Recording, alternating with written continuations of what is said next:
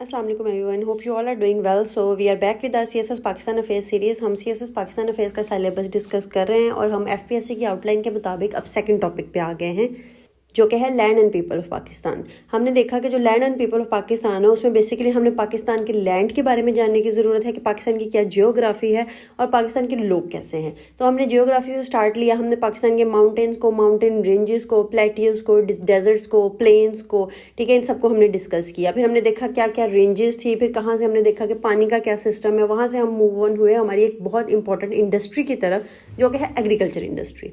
अब देखें, पाकिस्तान में एग्रीकल्चर इंडस्ट्री के बहुत ज़्यादा प्रॉस्पेक्ट्स हैं, वहीं पे ही उसको देखेंगे चैलेंजेस भी हैं जो हमने सारे डिस्कस किए। फिर हमने देखा कि हमें इनोवेशन की ज़रूरत है। हमने पाकिस्तान की एग्रीकल्चर रेवोल्यूशन को डिस्कस किया, जिसकी वजह से ये माने जाने लगा कि पाकिस्तान एक एग्रीकल्चर इकॉनमी है। ठीक है, पाकिस्तान की जो इकॉनमी है वो एग्रीकल्चर पे बेस करती है। लेकिन अब हमने देखा कि कैसे क्लाइमेट चेंज आ रहा है, ठीक है, वो हमने सॉइल सैलिनिटी की बात की, फिर हमने वाटर की बात की कि कैसे हम new innovative methods and drip irrigation, hydroponic techniques की कल हमने बात की। तो आज बेसिकली हम इस चीज़ को थोड़ा मूव ऑन करते हुए हमने जब फैक्ट्स एंड फिगर्स की बात की तो मैंने आपको बताया कि जब भी किसी हमारे मुल्क का जब बजट पेश होता है तो उससे पहले एक इकोनॉमिक सर्वे रिपोर्ट पेश होती है। बेसिकली वो इकोनॉमिक सर्वे रिपोर्ट पिछले बजट की होती है। जैसे कि 2024 का जब बजट आना था तो जो बजट आना था वो 2025 तक के लिए था, 2024 से 2025 तक। जो इकोनॉमिक सर्वे रिपोर्ट होती है वो 2023 से 2024 तक की होती है, मतलब कि पिछले साल की। तो उसमें पिछले साल की बताया जाता है कि क्या बजट में हमने एक गोल सेट किया था, हमने उसको कितना अचीव किया, आगे हम क्या गोल प्रिडिक्ट करते हैं। फिर उसकी बेस पे एक वो आप देखेंगे, एक आपको नोट मिल जाता है, आप बजट प्रिपरेशन से पहले उसको अपने माइंड में रखते हैं। इसलिए इकोनॉमिक सर्वे रिपोर्ट बहुत इंपॉर्टेंट होती है। जब भी बजट आने वाला होता है उससे एक मंथ पहले इकोनॉमिक सर्वे रिपोर्ट आती है, 10-20 दिन पहले। तो ये जो इकोनॉमिक सर्वे रिपोर्ट जैसे ही आती है तो इस पे आर्टिकल्स लिखे जाते हैं डॉन में, जहांगीर वर्ल्ड टाइम्स पे, CSS टाइम्स की मैगजीन्स में, तो डिफरेंट और भी जो अच्छे ऐसे मतलब देखेंगे अब CSS के फील्ड में जितने भी मोस्टली ऑफिसर्स हैं वो इस पे लिखते हैं। तो वो उनके कॉलम्स होते हैं, जो लोग उनको फॉलो करते हैं वो उनके प्लेटफॉर्म से उनको देख लेते हैं कि उन्होंने क्या अपना एनालिसिस पेश किया है। बेसिकली जो इसका सबसे एक्यूरेट, जो अगर आपने ये पढ़नी है, अगर आप कुछ लोग चाहते होते हैं एस्पिरेंट्स कि हमें हर चीज़ कोई पढ़ के बता दे, ठीक है, लेकिन अगर आप बेसिकली आप खुद रिसर्च करना चाहते हैं या आपकी जो फील्ड है, आपने जो बैचलर्स की डिग्री ली है वो आप रिसर्च बेस्ड किसी फील्ड में लेके आए हैं, तो आपको पता होगा कि जब भी कोई ऑथेंटिक चीज़ आपने पढ़नी है, कोई ऑथेंटिक पॉलिसी पढ़नी है, तो आप उसकी एक्चुअल वेबसाइट पर जाएँ। ठीक है, मैंने आपको कल बताया था कि फाइनेंस डिवीजन की वेबसाइट पर आपको ये इकोनॉमिक सर्वे रिपोर्ट मिल जाएगी। बेसिकली ये आपके सामने है। कल मैंने आपको इसका चैप्टर नंबर 2 एग्रीकल्चर दिखाया था। आज मैंने कहा कि मैं आपको इसकी पूरी समरी पेश कर दूंगी, आप इसको पढ़ें, सुनें, समझे, अपने नोट्स प्रिपेयर करें इससे। और किसी ने इसको फिर दोबारा क्रॉस चेक करना हो तो वो इकोनॉमिक सर्वे रिपोर्ट भी ज़रूर खुद पढ़े, रीडिंग के लिए ये चीज़ अच्छी होती है। तो बेसिकली आज हम डिस्कस करेंगे सारे इंट्रिकेट डायनामिक्स जो कि हमारी ग्लोबल इकोनॉमी से और बेसिकली पाकिस्तान के इकोनॉमिक लैंडस्केप से कनेक्टेड हैं।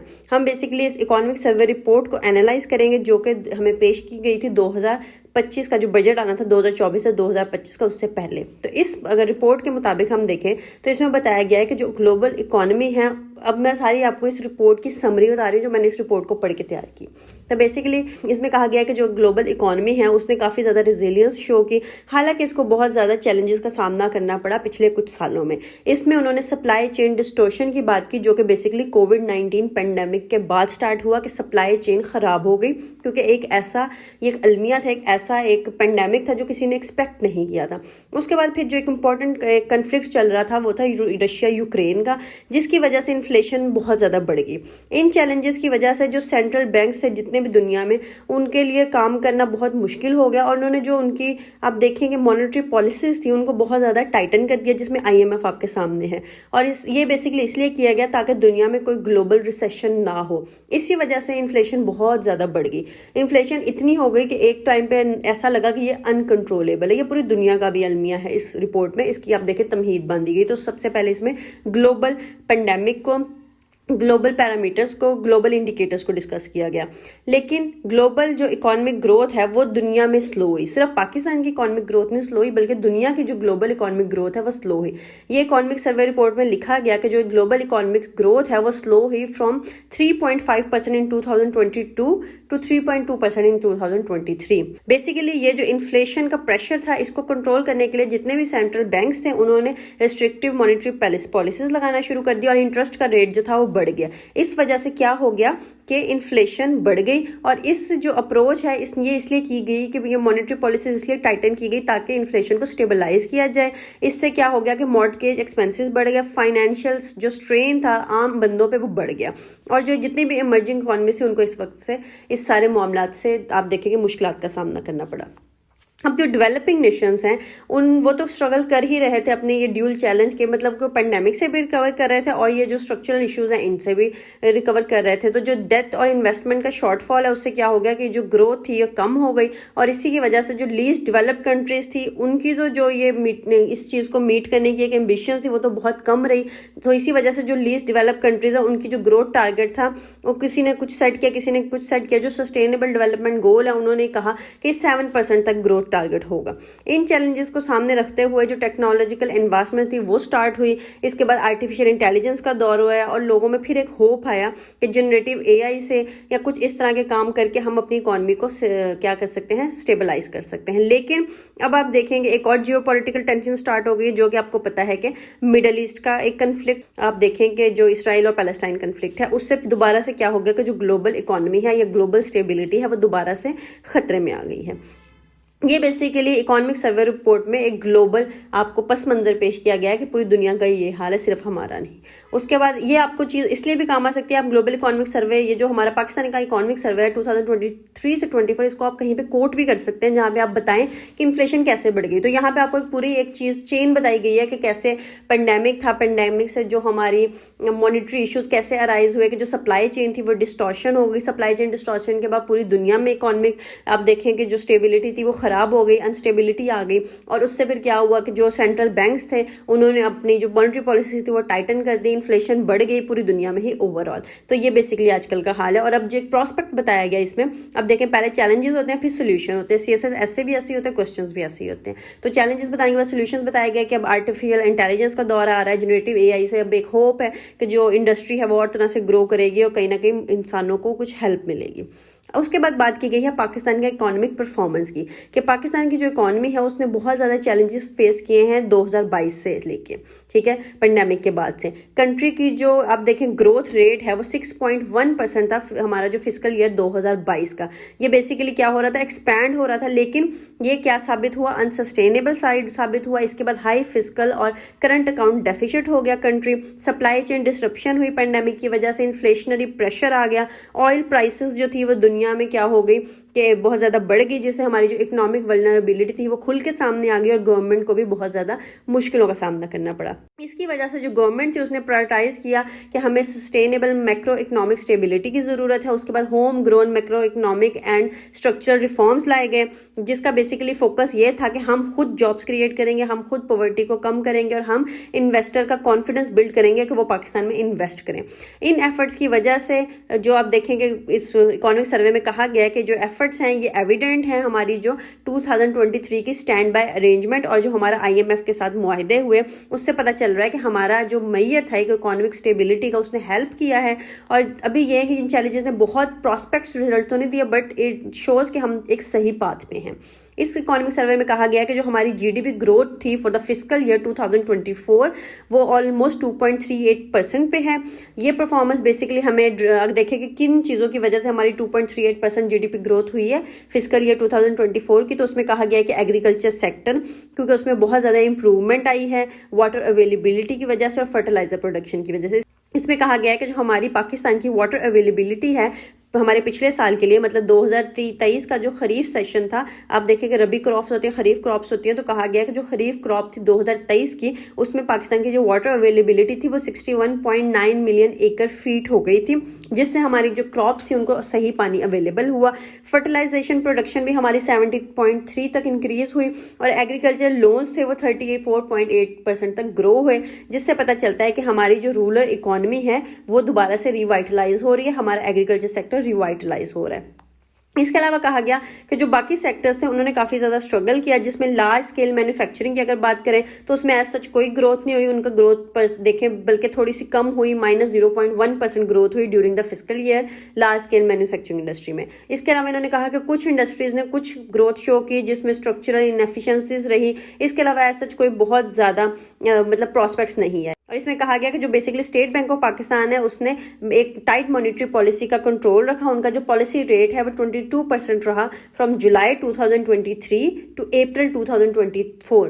اور بیسکلی یہ اکانومک سروے بھی جولائی 2023 سے لے کے اپریل 2024 تک کا ہی ہے. جیسے ہی بجٹ پیش ہو جاتا ہے اس کے بعد سے لے کے اگلے بجٹ سے پہلے تک یہ کا سروے ہے بیسیکلی. اس اپروچ نے کہا کہ جو اسٹیٹ بینک کی ایک ٹائٹ مانیٹری پالیسی والی اپروچ تھی یہ بہت زیادہ امپورٹنٹ تھی کیونکہ اس نے انفلیشن کو کرب کیا. اس رپورٹ کے مطابق جو انفلیشن تھی وہ 28.2% تھی مئی 2023 میں, اور اس کے بعد وہ 17.3% تک ہو گئی ہے اپریل 2024 میں. تو آلموسٹ تقریباً دیکھا جائے تو 13% تک فال ہوئی ہے انفلیشن. تو یہ بہت اچھا ایک پراسپیکٹ ہے.